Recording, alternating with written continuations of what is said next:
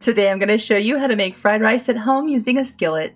We're talking restaurant quality results with fresh ingredients you control. Let's ditch that delivery and make it better at home. Grab your wok or skillet and let's get cooking. To get started, we need day-old fully cooked rice that's been chilling in the fridge. It's important to note freshly made rice should not be used for this recipe, as freshly made rice retains too much internal moisture, causing it to steam instead of fry, resulting in a soft, sticky, or mushy texture rather than the distinct crisp texture we're looking for. To make our rice, grab a pot with a lid and add in 1 cup of rice.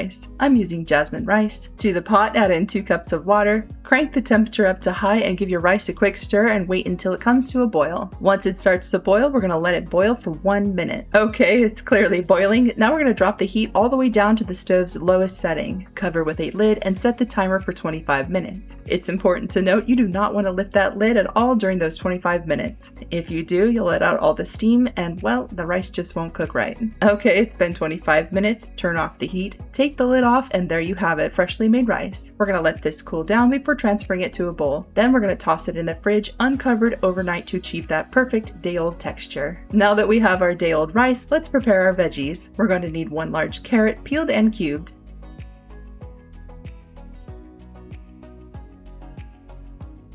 We also need 1 small onion, chopped. Onions are one of my favorite vegetables, so for me I went ahead and picked a fairly large onion. Next, we need roughly 4 green onions, thinly sliced.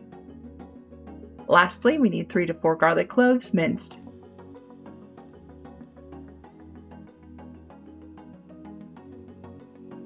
This looks good. Okay, set that off to the side. Let's grab our eggs. To a bowl, we need 3 large eggs. Beat them up like they owe you money. Okay, this looks good. To the stove. To a pan over medium heat, we're going to toss in 1 tablespoon of butter. Once melted, add in those eggs.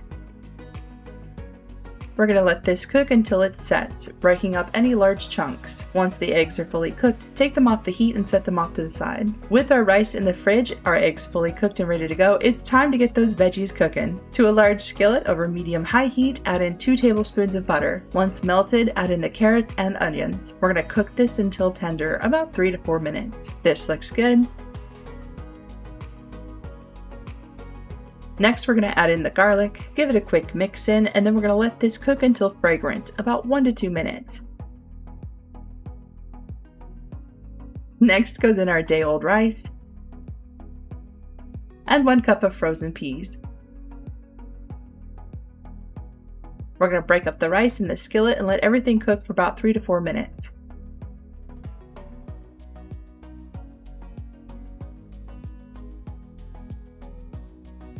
For our liquids, we need a 1/4 cup of soy sauce, 3 tablespoons of oyster sauce. I was a bit generous with mine.